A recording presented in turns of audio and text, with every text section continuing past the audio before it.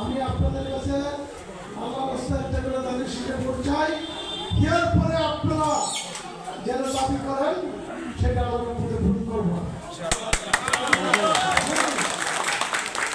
এবারে আমি আমার বক্তব্য শেষ করলাম। আমি আরেকটা মিটিংয়ে যাবো, কিন্তু নামাজটা পড়াই করতে পারবো না।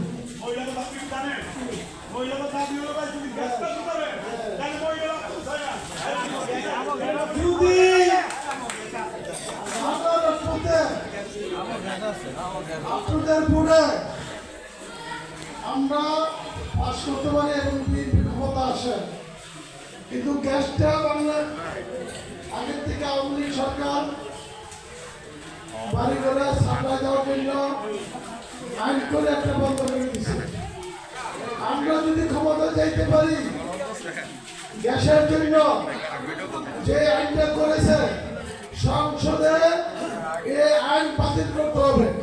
বাতিল করার পরে তখন আর আপনারা অবৈধ গ্যাস চালাইতে হবে না, বৈধভাবে ইনশাল্লাহ গ্যাস পাবেন। একদম বৈধভাবেই এই আইন করে ফিরা গ্যাস চালু করা হবে।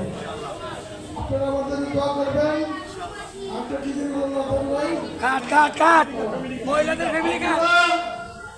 আমরা কিন্তু ভোট 31 দফা আমাদের চেয়ারম্যান সাহেব 31 ছিল, 19 দফা আমাদের বর্তমান চেয়ারম্যানের 31 দফা। সেই 31 দফার মধ্যে কিন্তু আপনাদেরকে ফ্যামিলি কার্ড দেওয়া হবে।